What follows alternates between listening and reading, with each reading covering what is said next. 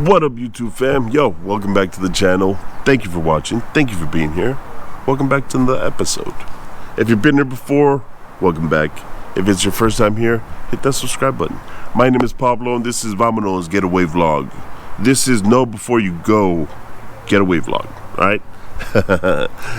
This is a little follow-up video to the video that you probably just saw, which is, in this case, is the Culiacán video.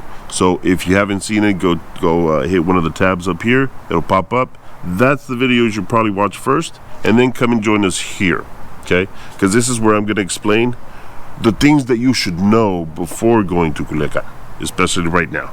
A couple important things that you should really know before going out there, okay? So from now on, every video that we post, any video that goes up, whatever it may be about, I'm going to give you a secondary video.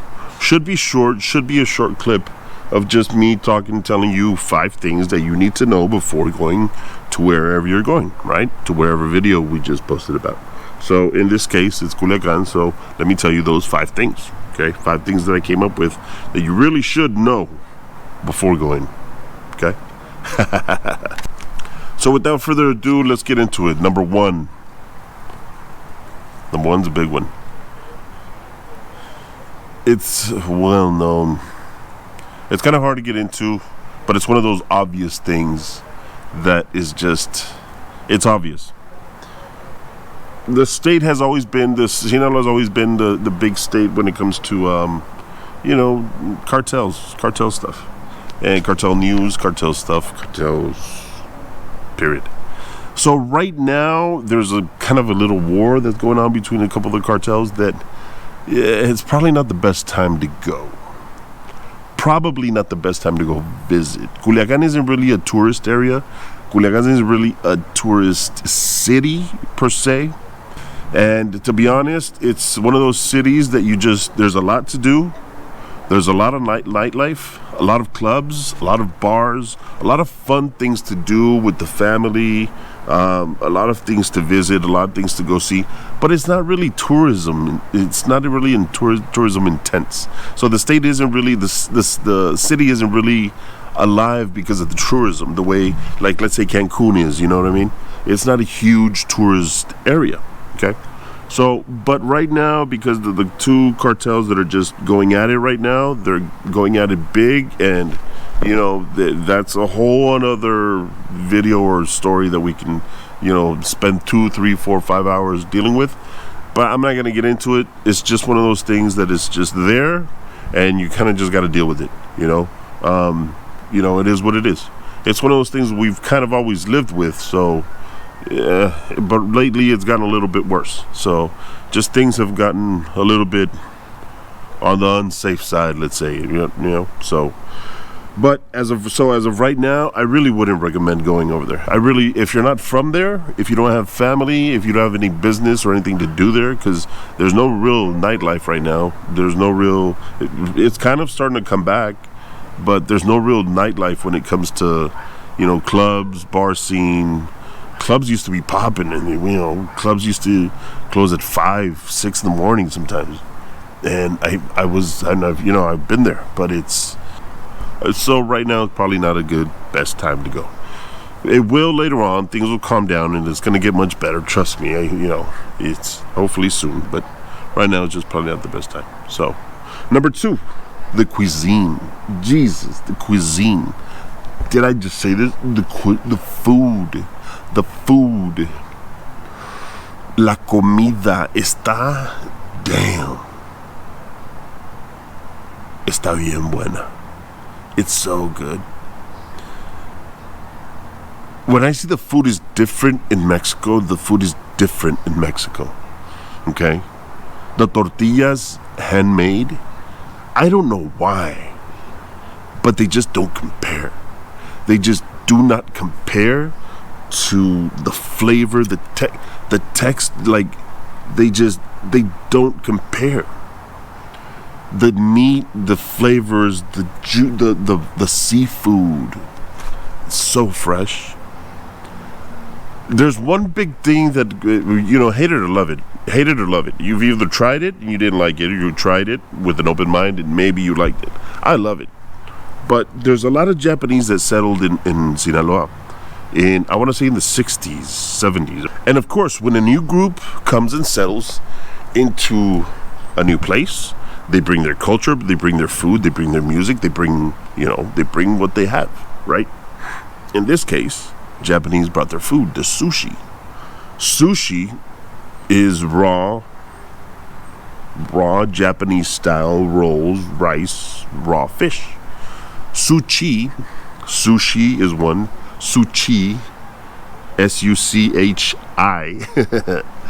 Sushi is different. It's a Mexican style sushi, which is cooked. A lot of it is cooked. A lot of it is baked. Some of it is breaded, and with avocado. We love seafood in Sinaloa too. So those Japanese that brought sushi, we made it Mexican. We changed it up a little bit, and this is what we have now. So much so that was basically invented in Culiacán. So sushi is now part of our cuisine. So much so that there's chains of it that come out of here. Sushi Factory, El Suchito. What are the other big ones? Damn, blanking out. But there's a lot of big, and there's a lot of little mom and pop little carts that are in the corners that just sell sushi. Right? They don't sell sushi. They sell sushi. So, and with lemonade or with tea, and that's just it's so damn good. If you go to Culiacán, you got to try don't eat at a restaurant. Eat at a restaurant, but also eat out. Eat out on the little carts, the little mom and pop spots, the pinches tacos en la esquina. Those are the best ones. The tacos are good too. The tacos, you can't deny it. The tacos in Mexico are they're different. They're better. There's no way around it. They're better. And the seafood.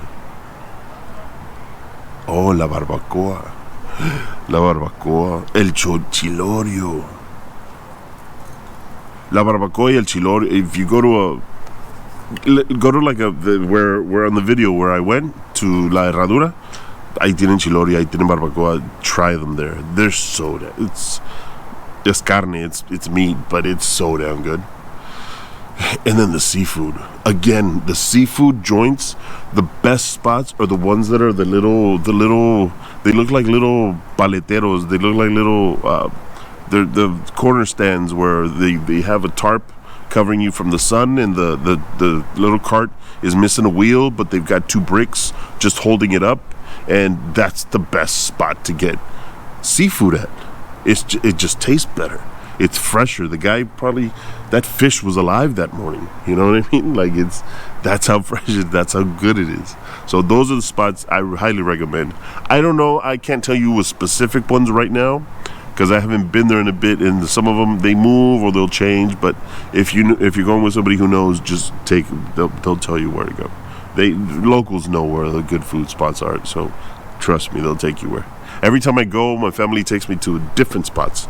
So they're always changing. They're always different. They're always so damn good, man. The cuisine is delicious. So, yeah, that's number 2. Number 3, things to do. Things to do. If you're going to go to Culiacán, you're going to go wander around.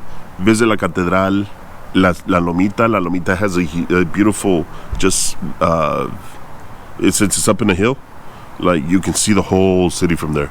If you see it at night, you see the brilliant lights just all over the place. You see how big the city is too. You realize how much it's extended and that's how much it's grown. So, big, beautiful spot. Go to El Centro. In El Centro, you can buy anything. If you're going to buy any like little leather things to give to your family or little recuerditos, stuff like that, go to El Centro. El Centro is also one of those just iconic, beautiful spots to just go visit, go walk around, just go feel the culture of the city. You know what I mean? Oh, El Malecón. El Malecón is cool too, because El Malecón it runs through kind of what used to be kind of the center of the city. And there's 3 rivers that meet there. In fact, it sucks because when it rains a lot or there's like huge downpours, the freaking city gets flooded every time, because there's 3 rivers that run into the city, and they kind of flood the place up. And there's a street that goes right alongside one of them, where there's a lot of, there used to be bars and restaurants and stuff like that all in the area, which there's still a lot of business around there, but I don't remember, there's still restaurants and stuff. Yeah, there is still restaurants, now that I think about it. There's still restaurants and stuff like that. On the other side is kind of where you take your girl out for a date, when you go something chill, just you and her, kind of something a little more romantic, where it's like they have like little desserts and stuff like that, where you can just kind of hang out with her and talk and hang out or whatever. So and then the close by there too is where all the kind of big clubs and stuff used to be at. But it's a cool little spot. It's like a big hangout spot. When you would cruise, that'd be kind of where you would cruise to. That's one of the main kind of veins in the city, kind of main big streets in the city. So, El Malecón, go cruise by in the day and then cruise by in the night, and it's cool. It's a cool spot. Those are just kind of places to go visit. Now, that was number 3, right? Number 4, I'm going to bring this up just because it's one of those things, it's kind of in general of Mexico. Just don't be flashy. If you're wearing gold, if you're wearing diamond necklaces, diamond earrings, if you're wearing big fancy watches, kind of try to leave them at home. I don't know if this is an idea that I caught because my tia Meche used to always kind of tell me, like, just leave all that stuff at home. Don't wear it out. If you're going to wear a chain, don't wear it. Just take it off and leave it at home. If I would go out, she would always tell me that. So I don't know if it's just one of those things that I'm traumatized with, or if she just got me used to it, and in general, I do that though. If I go out traveling, I don't want to be worried about that. I want to be, feel like somebody's going to pull a knife on me or something like that. But it's just one of those things. Just leave that stuff home. You're good. Number five. What's number 5? What did I write down for number 5? Oh, the music. Music has a big culture in Culiacán. Music has so much so that there's a street. The offices of all these groups have started and come up. There's a lot of support for the musicians in Culiacán. There's a lot of studios and a lot of support for all these musicians. And there's a lot of these groups, little groups that are starting, that you could get for cheap since they're barely starting, you get them for cheap in Culiacán. So even if it's just a weekend where you're drinking at somebody's house, or you're just hanging out, tráete los chirrines. They bring a little group, and it's cheap. So that's the fun. That's one of those fun parts of being from Culiacán. So, and then beer. Man, people drink so much in Culiacán. So there's always partying is a big thing. It's fun, but there's always beer involved. Man, we drink so much. I mean, our family is Sinaloa is a big beer drinking town, state. Beer drinking. A lot of whiskey, yes. A lot of tequila, yes. But a lot of beer. We're huge on beer. Pacifico is the beer that started in Mazatlan, and it's in Mazatlan. That's what you drink. But in Culiacán, it's changed over the years. It used to be only Modelo. It used to be the Tecate Light. It used to be the Tecate Roja, and then it used to be. Right now, I think they traen it's Ultra, Michelob Ultra, I think.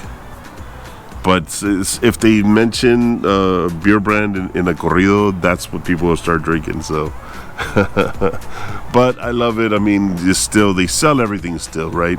Tecate, everything. Everything's still sold. But for the most part, people, there's trends that people start following when it comes to drinking, and that's one of them. So beer it's a big beer drinking state. So. Other than that, I think I'll let you go. I mean, this is if you got any more questions, hit me in the comments. I'll say as much as I can. I'll explain as much as I can. I'll tell you as much as I know. Try to guide you as much as I know. Obviously, it's getting a little dark. Hopefully, the image didn't change much, didn't fluctuate much. But let's do this. Thank you for watching. Thank you for being here. Let's cut it short here. But thank you for watching. I'll be coming out with the next video in a couple weeks. So thank you for watching. Thank you for being here. I appreciate you being here. Vámonos.